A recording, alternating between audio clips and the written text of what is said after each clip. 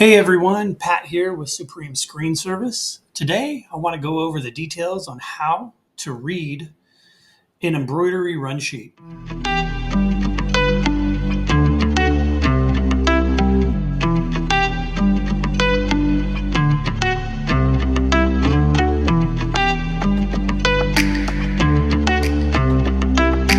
know who made it.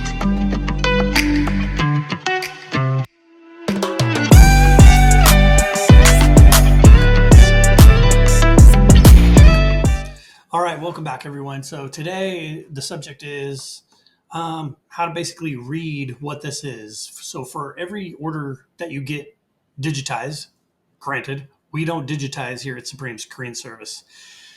However, we recommend Ignition Drawing to do all this work for us. You order it and then you upload it on our website when you're ready to place an embroidery order.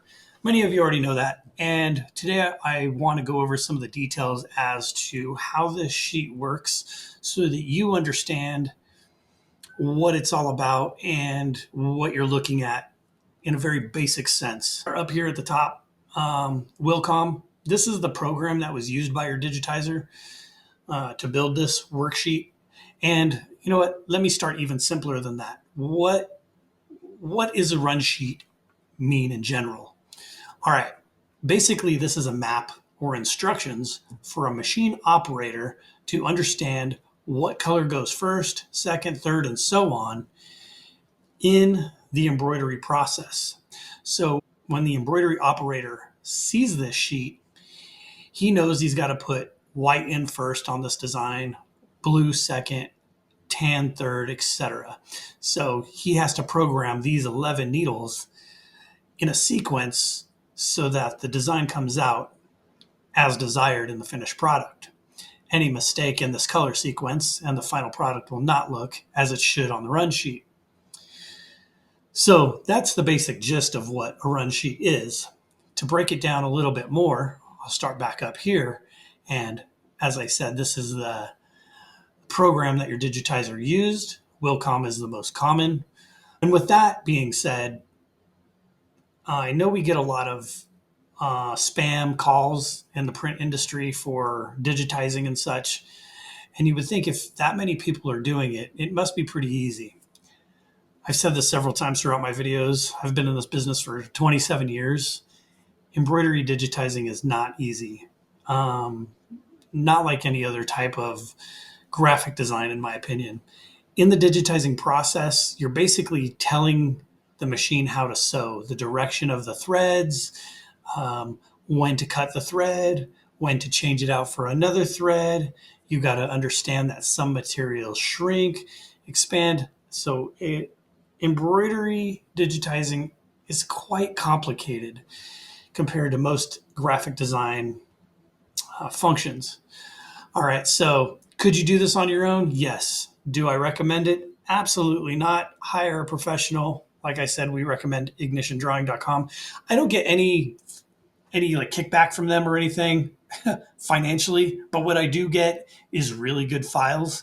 So with that being said, I just rely on them. I think for most designs under 20,000 stitches, they charge $32 and you get the design in the next day.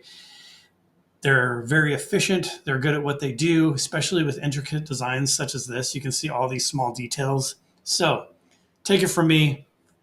Feel free to practice digitizing. If you have a machine, digitize something. Go test it out. Digitize it. Test it out over and over and over. Eventually, you'll probably get it. For me, I just prefer to skip all that, send it out, let the pros do what they do best, which is this. There are a variety of digitizers out there. Not all digitizers are created equal. You can get much better prices if you go to India to get some. So if you have some simple digitizing, I recommend Patterns India. Check them out.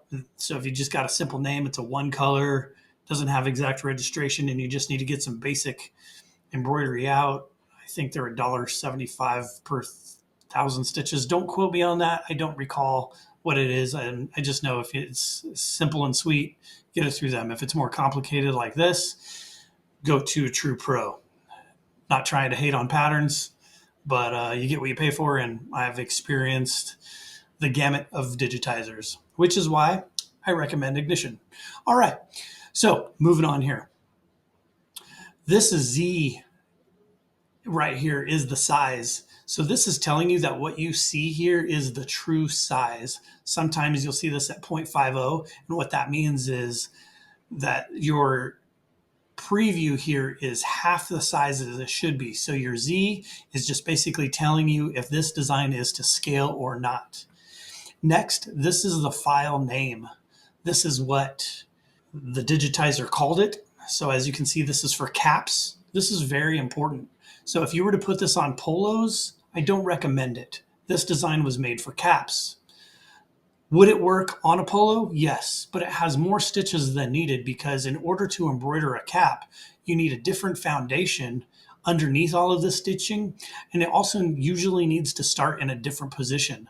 Generally, embroidery will start on the left and go out if it's done on a flat surface, such as a shirt. Now, when it comes to cap embroidery, because the cap is round, generally the embroidery will start in the middle and go out to the left, come back to the middle and go back to the right. That way it doesn't end up egg-shaped. Doing round embroidery on caps is one of the most challenging things to do, especially with small lettering. That's why I chose this design. All right, so what is this information up here? H and W, this is height and width. So the size of this graphic is 2.77 inches high by 2.77 inches wide, which is perfectly round.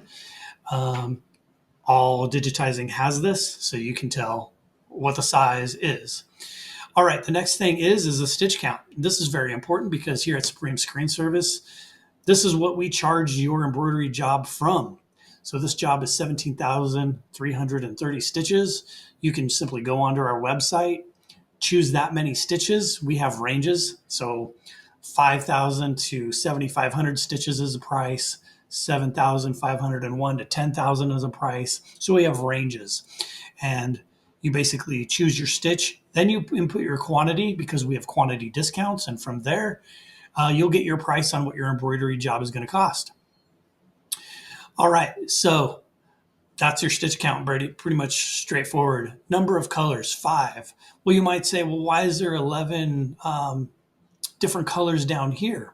There's a total of 5 different colors in this design, but as it sews, it needs to do some of the white here. Then it needs to stop and do some of the blue in order to put all of the different layers on. So a way to think about this is that there's 11 different layers for 5 different colors. Now in this design, there's 10 different changes and 11 stops. The more stops there are, the longer it takes to do the job because the machine has to stop sewing, trim, rethread, and start sewing again. So that gives us, as the embroiderers, specific, like a bird's eye view of the complication of the job here, the amount of stitches, how many colors, number of stops, number of color changes. This kind of gives us a scope of the work. This machine type says Tajima. That's kind of the industry standard. We don't use Tajima machines here. We use SWF. It's all basically the same language. I chose SWF just because that's the first machine I got back in the day. But yeah, that's just basically the language that the embroidery or digitizing is made for. It doesn't really matter all that much. This information is very much not important to us and at all. So I'd say disregard that. The embroidery operator may need this, basically giving him the maximum amount of left and right travel on the machine so he knows where his limits are. Okay, moving down here, one thing that is real important, especially on our new ordering system of Supreme Screen Service, is the color description. Now, in the ordering process, we ask you for these color numbers here. And it's important that you know what these colors are because the finished product is going to represent these color numbers here. On the Supreme Screens website, we're going to have a button that you can choose to actually look at the Madeira catalog, look up these colors, and confirm that's what you want. And these colors are what you're going to input into the ordering process. So example, white 1001, that is the standard white for Madeira Classic. And you can see these are Madeira Classic colors, chosen by the digitizing company. We also use Madeira Polyneon, and we have some standard colors that you can choose on the website as well. If you do not want to get super defined, you just want our basic red or our basic royal blue or our forest green, our black, our white, you can just choose those standard colors in the ordering process. Next is your stitch count here. And you might say, well, Pat, I thought the stitch count is up here at the top. Yes, this is the total stitch count of the job in general. But here, this 3935 number is the amount of stitches that this white is going to do at the beginning. So if you were to add up all of these stitches from top to bottom, they would equal the 17,330. So basically it's a breakdown of how many stitches this is going to do before it goes and trims and moves to the next color. That's the gist of it. That's how you read a run sheet for embroidery. Let me know if you have any questions. We're here to help. We'd love to do embroidery for you. Thank you so much. Have a great day.